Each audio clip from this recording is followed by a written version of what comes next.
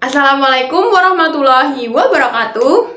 Halo teman-teman, balik lagi sama aku, Tasya Arda Muslimah, mahasiswi Ilmu Komunikasi Universitas Muhammadiyah Yogyakarta. Aku di sini sebagai peserta mata kuliah Metode Penelitian Komunikasi Kualitatif tahun 2023. Pada kesempatan kali ini, aku bakal jelasin beberapa metode analisis yang berada di bawah payung paradigma interpretif. Jadi di sini ada 3 metode analisis. Yang pertama ada metode analisis framing, analisis naratif, dan juga analisis semiotika. Yang pertama, aku bakal jelasin apa sih metode analisis framing itu. Jadi, metode analisis framing merupakan metode yang berada di bawah payung paradigma interpretif, di mana metode framing ini melihat komunikasi sebagai produksi makna. Dalam hal ini, melihat suatu realitas sosial yang kemudian diangkat menjadi realitas media, sehingga memiliki keyakinan bahwa produksi realitas sosial ataupun produksi realitas media ini didasarkan pada konteks budaya dan juga kepentingan-kepentingan tertentu. Adapun isu-isu yang dikonstruktivistik oleh media, contohnya seperti surat kabar, radio, kemudian ada majalah atau televisi, itu semua merupakan bentuk dari konstruk atau budaya culture, teman-teman. Nah, analisis framing sendiri memusatkan perhatian terhadap bagaimana sih sebuah media itu dapat membingkai atau mengemas suatu berita dengan peristiwa yang sama, namun dibingkai berbeda oleh media, sehingga realitas yang dapat dipahami atau dikonstruksi oleh media itu juga berbeda, karena mereka ini memframing atau membingkai sesuai dengan kepentingan media tersebut. Metode analisis framing ini biasanya digunakan untuk menganalisis berita-berita sosial politik, teman-teman. Di dalam analisis framing ini terdapat beberapa model untuk membedah suatu berita. Di sini ada 3 model. Model Sondapan-Konski, kemudian ada model Robert Eman, dan juga model dari Gamson-Modiglen. Yang pertama ada model Sondapan-Konski. Di model ini itu untuk melihat bagaimana sih media itu membingkai sebuah realitas sosial menjadi realitas media. Perangkat yang digunakan di dalam model ini itu dapat dilihat dari sintesis, kemudian skrip tematik, dan juga retoris dari berita tersebut, gitu teman-teman. Yang kedua itu model dari Robert Eman. Model ini memiliki 4 perangkat untuk membedah suatu berita. Yang pertama ada define the problem, yaitu bagaimana sih media itu mendefinisikan masalah dari peristiwa atau berita yang diproduksi, seperti itu. Kemudian yang kedua ada diagnosis causes, yaitu media memperkirakan masalah atau sumber masalah dan menyebutkan faktor-faktor yang sekiranya menyebabkan masalah di dalam berita itu terjadi. Perangkat yang ketiga itu ada make moral judgment, di mana pada perangkat ini itu melihat bagaimana sih media itu membuat keputusan moral atas sebuah peristiwa yang telah dibingkai atau dikemas, seperti itu. Dan perangkat yang keempat itu ada treatment recommendation. Pada hal ini menekankan pada penyelesaian atau bagaimana media itu mengemas atau membingkai suatu peristiwa yang diberitakan, kemudian disertai dengan penyelesaian, atau mungkin bisa juga rekomendasi-rekomendasi yang ditawarkan untuk menyelesaikan atau mengatasi masalah tersebut. Kita masuk ke model yang ketiga, itu ada model dari Gamson Modigla ini. Pada model ini terdapat dua perangkat, teman-teman, dua perangkat utama, yaitu yang pertama ada framing device atau yang juga bisa disebut dengan perangkat framing. Pada perangkat ini memiliki perangkat lagi di dalamnya seperti metafor, frasa, eksemplar, dan juga defection.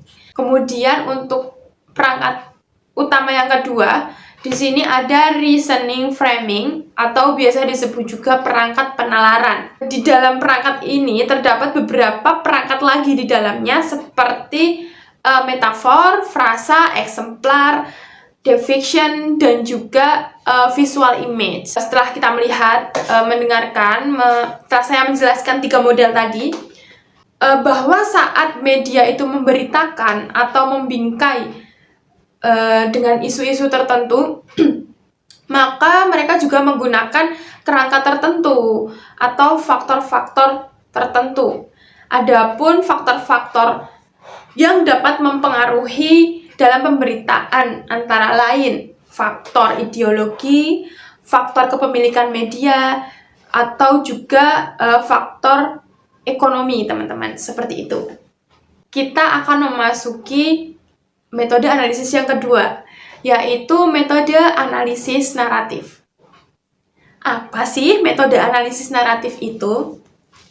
Jadi, naratif sendiri adalah sebuah teks yang di dalamnya terdapat sebuah peristiwa atau rangkaian peristiwa-peristiwa. Jadi, analisis naratif itu adalah analisis mengenai sebuah teks atau narasi yang berupa fiksi maupun non-fiksi. Nah, di dalam hal ini, peneliti itu menempatkan teks sebagai sebuah cerita atau disebut juga sebagai naratif yang diceritakan sesuai dengan karakteristik yang ada di dalamnya. Titik sentralnya yaitu mengetahui bagaimana sih sebuah peristiwa itu disusun dengan hubungan-hubungan antar peristiwa yang ada di dalamnya.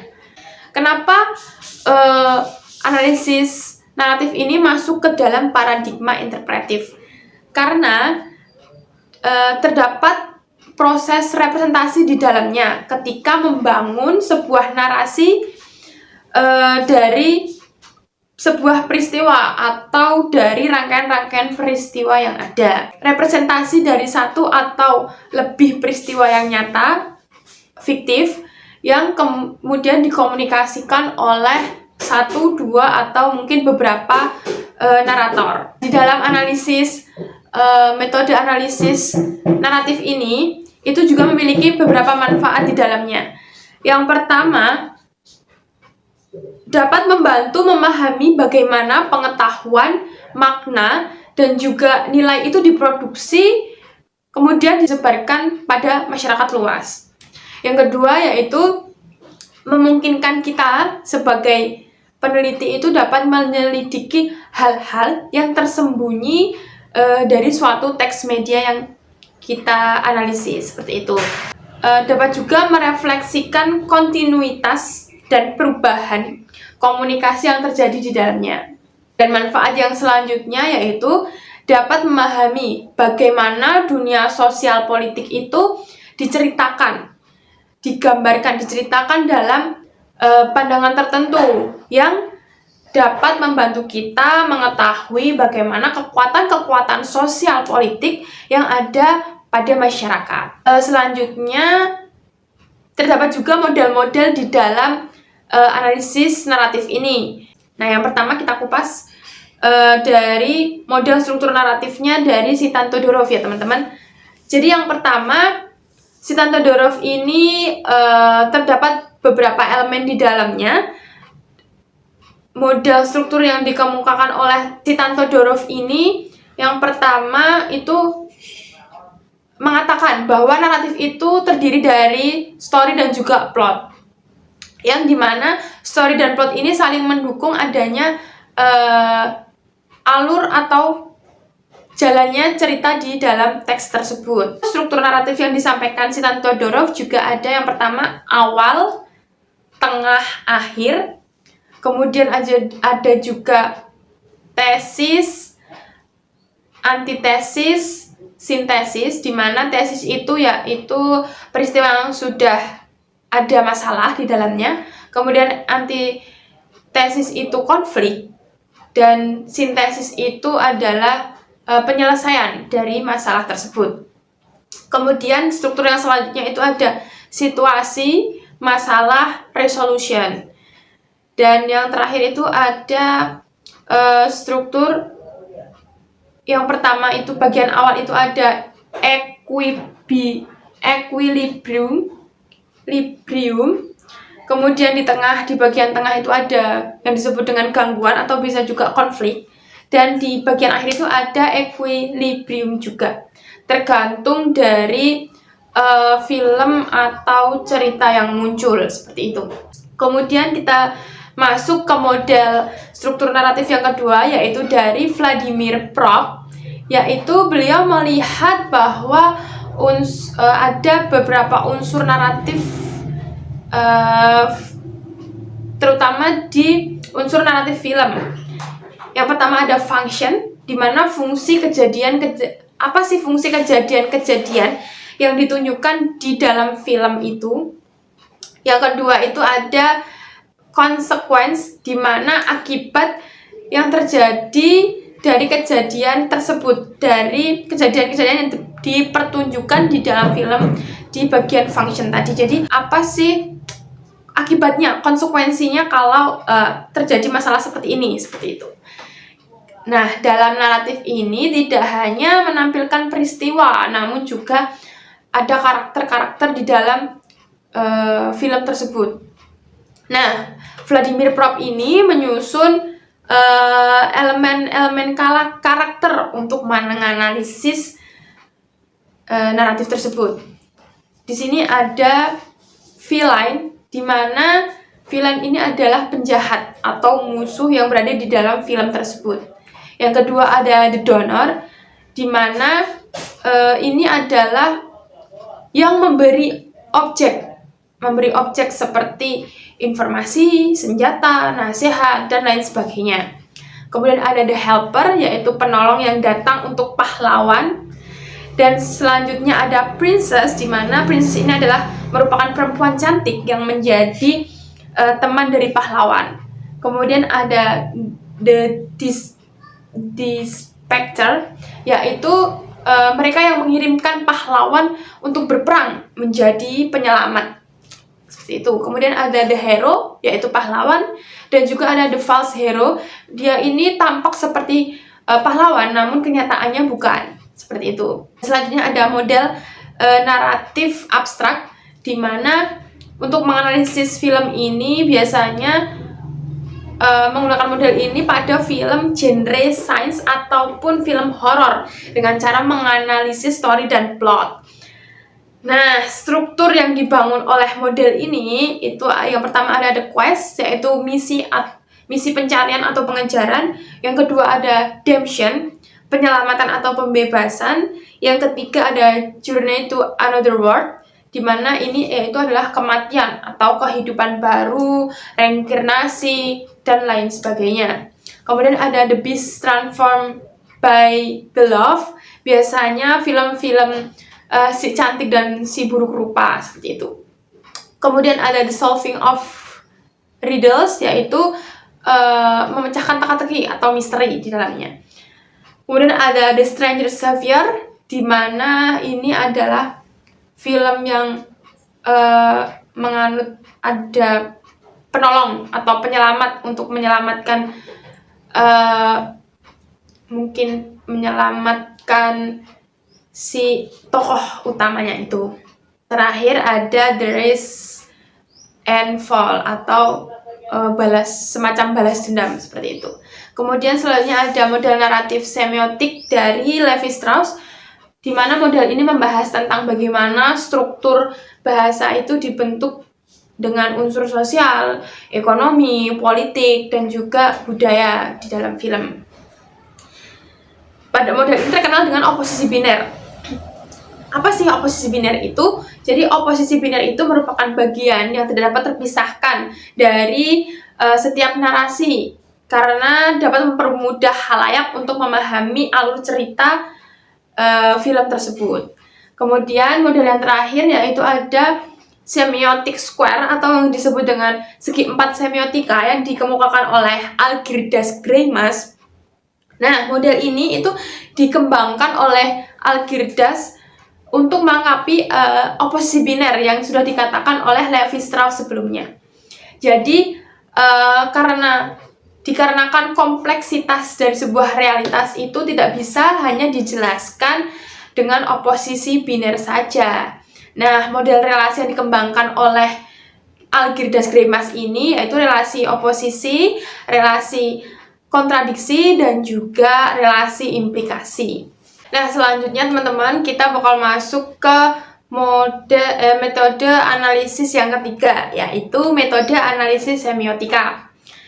Semiotika sendiri merupakan ilmu yang mempelajari tentang sistem tanda, seperti bahasa, kode, sinyal, kemudian komunikasi nonverbal, dan sebagainya. Nah, jadi analisis semiotika yaitu salah satu metode atau teknik analisis data kualitatif yang mempunyai tujuan untuk mengkaji atau menganalisis tanda-tanda yang terdapat pada suatu objek untuk diketahui apa makna di balik objek tersebut. Nah, objek yang dimaksud dalam hal ini yaitu pesan dari sebuah teks media. Seperti yang dikatakan Budiman, bahwa semiotika merupakan sistem yang memandang entitas-entitas tertentu sebagai tanda-tanda atau sebagai sesuatu yang bermakna. Teori filsafat umum yang berkenaan dengan produksi tanda-tanda ini sebagian dari sistem kode yang digunakan untuk mengkomunikasikan sebuah informasi. Tokoh ini yaitu mengatakan bahwa semiotika itu ilmu tentang tanda-tanda dan penggunaannya dalam masyarakat kajian itu sudah terstruktural. Jadi Ferdinand de Saussure ini membahas sign atau tanda.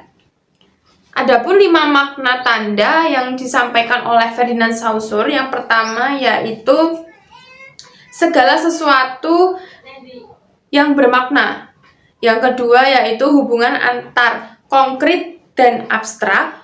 Yang ketiga yaitu hubungan antar bentuk, form, dan makna. Kemudian yang keempat yaitu hubungan antar imaji suara dan konsep. Dan yang terakhir, yang kelima adalah hubungan arbitrer maupun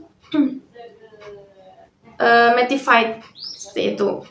Nah, semiologi Saussure ini terkenal dengan konsep diadik atau dikotom, di mana beliau juga mengatakan adanya penanda dan petanda, di mana petanda atau penanda ini tidak bisa dipinjamkan atau terpisah, karena penanda tidak akan berarti tanpa adanya petanda. Begitupun sebaliknya, petanda juga tidak akan ada artinya apabila jauh dari kata penanda, seperti itu. Jadi petanda atau penanda itu saling berhubungan. Mungkin itu yang dapat saya sampaikan. Semoga dapat bermanfaat untuk teman-teman semua. Mungkin kalau ada kesalahan kata atau kekurangan dalam saya menjelaskan beberapa materi ini, saya mohon maaf. Kurang lebihnya, terima kasih untuk waktunya. Terima kasih sudah menyempatkan waktunya untuk belajar bersama saya. Saya juga belajar. Jadi cukup sekian video pada kali ini. Sampai bertemu di video selanjutnya. Wassalamualaikum warahmatullahi wabarakatuh.